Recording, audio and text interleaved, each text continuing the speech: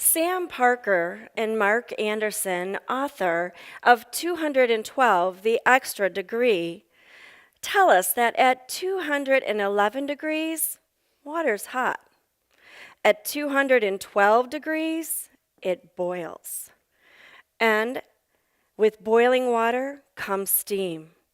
With steam, you can power a locomotive.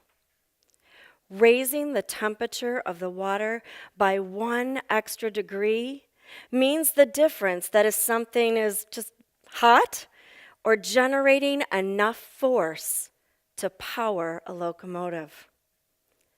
Seemingly small things can make a big difference. The temperature in the field of education was raised by 1 extra degree in 1965 with the passage of the Elementary and Secondary Education Act. The passage of this act started a chain reaction that would begin with boiling water. Classrooms that were once segregated by race or student needs became integrated. Additional funding was allocated for low-income schools to be used towards professional development and instructional materials. No one can argue with the reasoning behind this legislation, that every child can learn and has the right to a quality education. Initially, the funding allocated in this act improved educational professionalism. School districts allowed teachers to utilize the funds to earn advanced degrees, join professional organizations, and attend conferences. With increased knowledge and practical experience, teacher autonomy and judgment were valued, and so educators found work honorable and gratifying. In 2001, steam began to rise from the boiling water with the reauthorization and renaming of the 1965 Act to No Child Left Behind.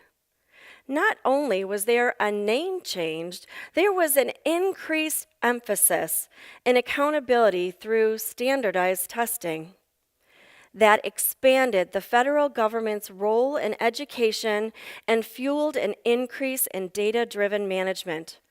For all students to reach grade level proficiency, consistent standards were needed, and the need for consistency led to an increase in scripted curricula with aggressive pacing guides, leading to a corresponding decrease in teacher autonomy and knowledge needed to implement the scripted curricula. The force of this machine was not only set in motion, it was gaining momentum. Private sector, for-profit, market-based policies were being implemented in a public sector institution, schools. The problem with this is that these policies were originally developed for companies that operate in a competitive environment with the goal of producing goods and increasing profits. However, the kids we serve are not widgets on an assembly line. They cannot be returned if they are defective. They are not test scores or reading levels or data points on a teacher's evaluation. They are human beings. This shift has changed the nature of teaching as a profession and consequently the professional identities that teachers assume. Trying to stop a moving locomotive? Well, that's no easy task. Educators who are now accountable for measurable outcomes have been placed in a long line of authority. Principals are no longer senior colleagues, but are now institutional managers, operating under the assumption that practices that are appropriate for businesses are now somehow appropriate in schools, and that efficient management, if that's what you would call the authoritative style illustrated in this cartoon, can effectively solve any problem. In this new hierarchical structure, stakeholders are demanding that administrators regulate teachers who should accept their authority without question.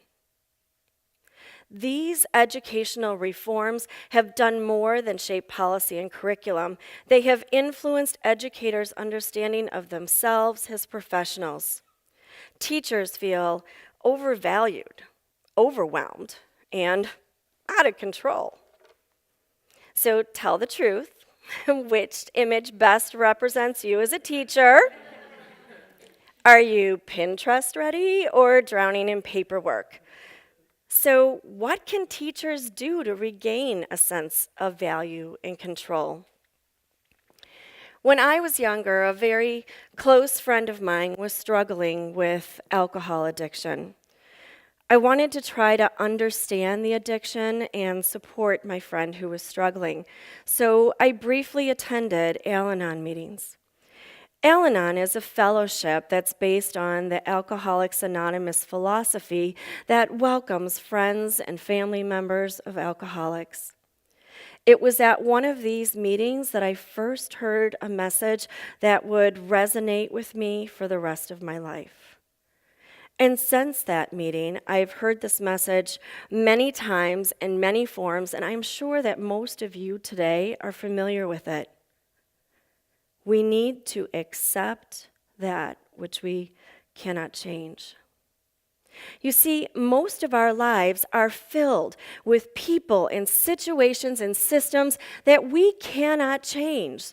So we need to focus on what we can change. And what we can change is how we react to that which we cannot change. So, what exactly does it mean to be a professional? There are many different descriptions or criteria that can be used to define a professional. Some include descriptions of behavior or conduct on the job. For example, it is considered professional to be on time, dress appropriately. Today, however, the word professional should be interpreted as being a member of an esteemed profession.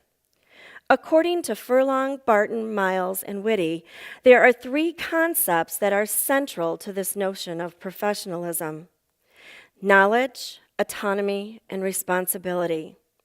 These three concepts are interrelated because a professional consistently faces any number of complex and unpredictable situations in any given day that require the use of specialized knowledge.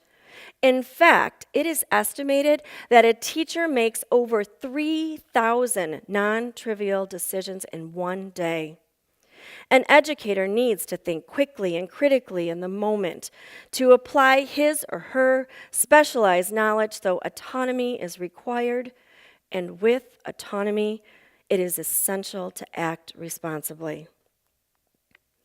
Applications of these concepts is unquestioned in esteemed professions like law and medicine, but the changes in education reform have prompted a debate as to whether or not education is an esteemed profession.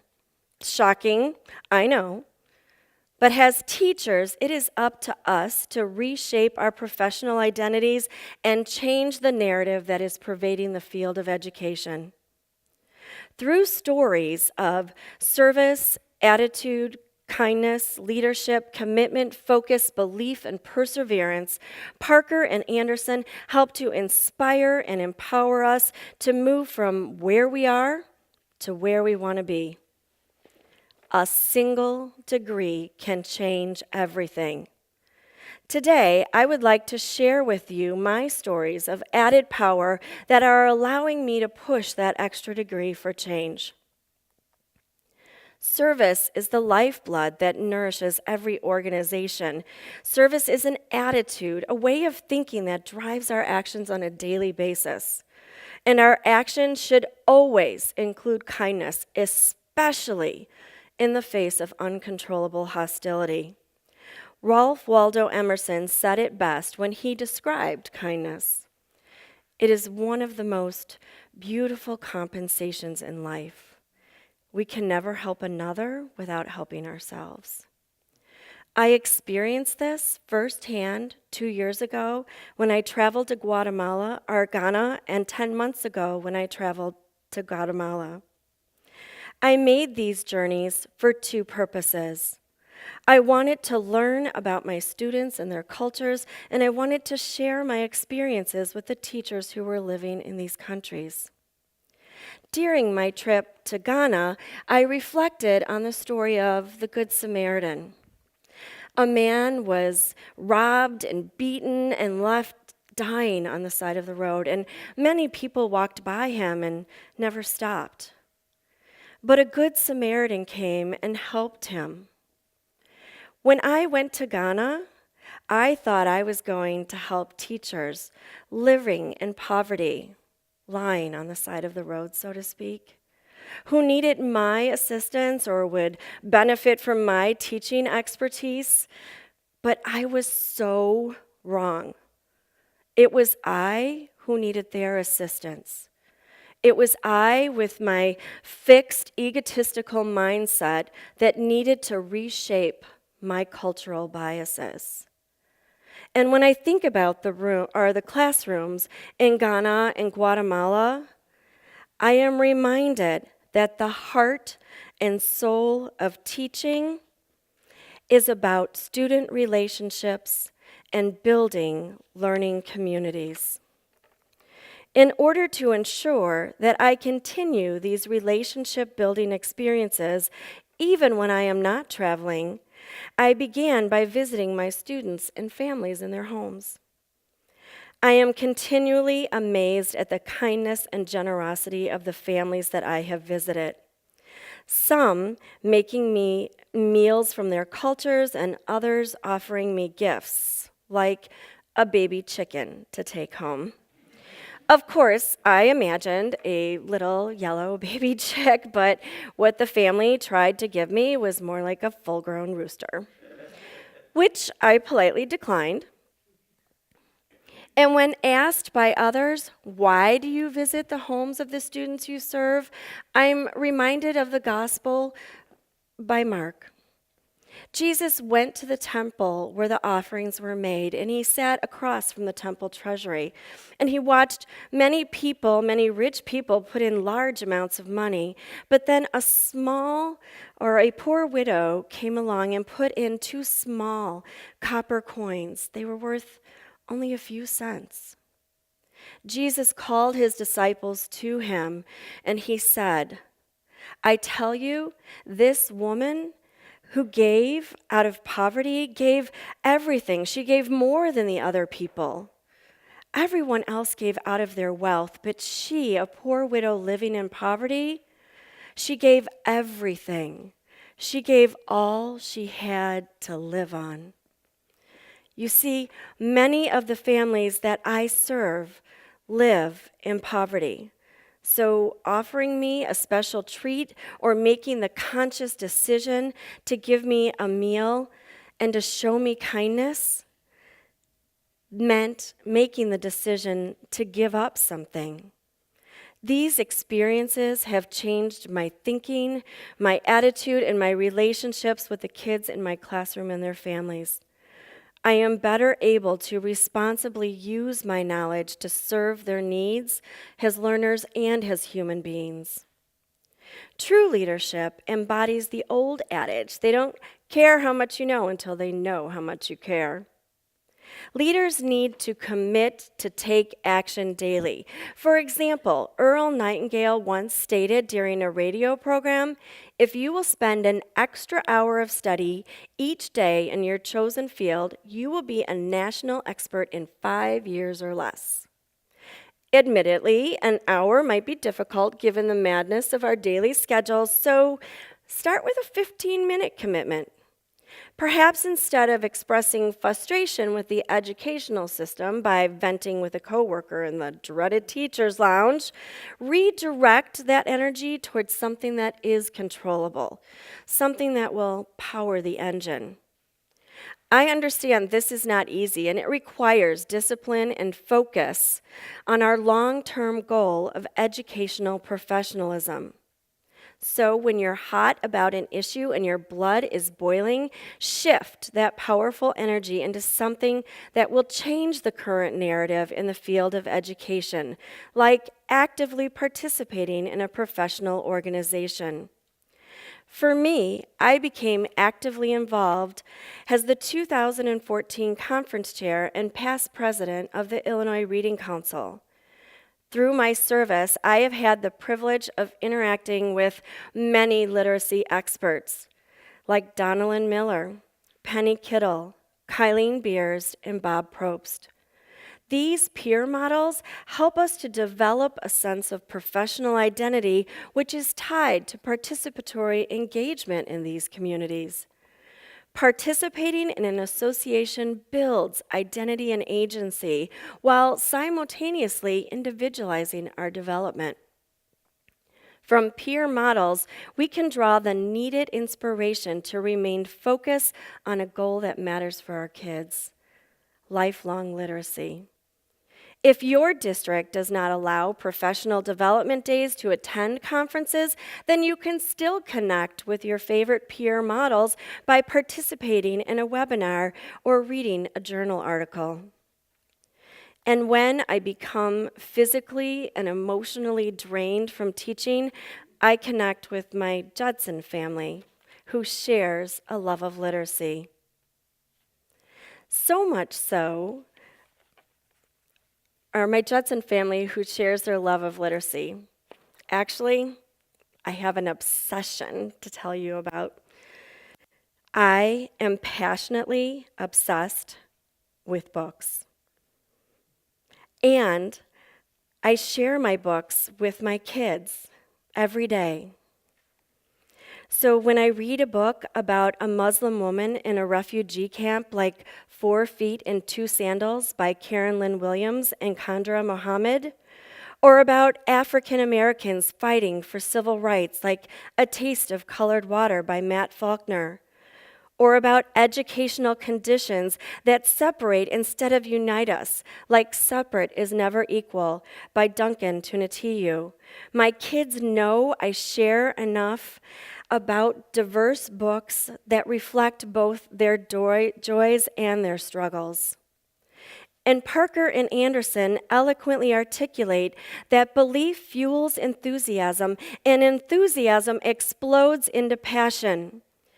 I believe that all kids can learn and have a right to learn in an environment that fuels their curiosity and builds their self-efficacy. I believe literacy is not only the key to academic success, but also to our humanity, which is why I'm obsessed for books. So much so that I stalk my favorite authors. They're like my rock stars. I share my belief with my kids and my passion for books every day. And when I start Read Aloud, I begin with these words, and they tease me about it every day. I love this book. Read Aloud is the best daily 15-minute commitment that I have ever made.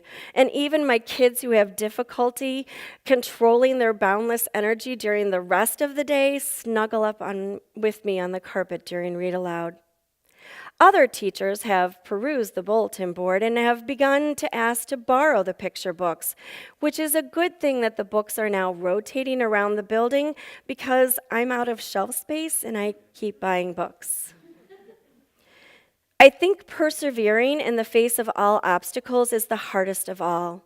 It is so difficult to maintain a sense of professional identity and agency in an educational system that we work in today. So I do what I know in my heart is the right thing to do in order to begin reshaping our identities for the future. I begin by studying to learn all that I can, and then I collaborate with others to stretch my learning, and when necessary, I advocate for what is best for kids.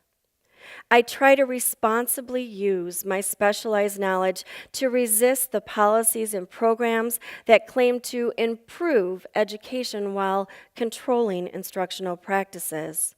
because literacy experts like Fisher and Fry remind us that it is a teacher's pedagogical knowledge, not a scripted program, that provides our students with the best scaffold for learning. But as I have found through personal experience, this resistance can lead to tension between organizational control and teacher autonomy.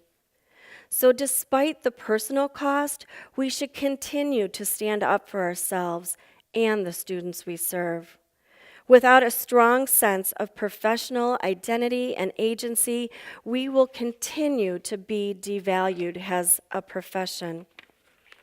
So as we move into the future, a new form of professionalism needs to emerge. Instead of the hierarchical structures that place classroom teachers on the bottom rung, there needs to be a shared governance. This type of professionalism requires that teachers have a wider responsibility that reaches beyond a single classroom. It includes contributing to a school-wide system, to a community, and to the teachers as a collective group in this broader profession known as education. So, how do teachers regain control of their professional identities, and why does it matter? You're probably thinking that you're already reshaping your identities. You're here today. Each individual voice matters. Each of your individual voices matter. But there is strength and power in our collective voices. So I am asking you to consider turning up the heat just a little bit more. We will not be able to reclaim our professional identities and the democratic values and ideals that provide each of us with the rights and freedoms in our country of education. They will be lost forever. So, would you consider educating a family member or a neighbor on the importance of knowledge, autonomy, and responsibility in this noble profession we call teaching? Would you consider personally inviting a colleague to actively participate in a professional organization or apply for a program here at Judson? Maybe read a journal article or a professional book and collaborate on how to implement those new ideas in your classroom. What challenge will you embrace after you leave here today? Remember, a single degree can change everything. It's time to turn up the heat and make a commitment to take action. 1 degree. It's within your reach.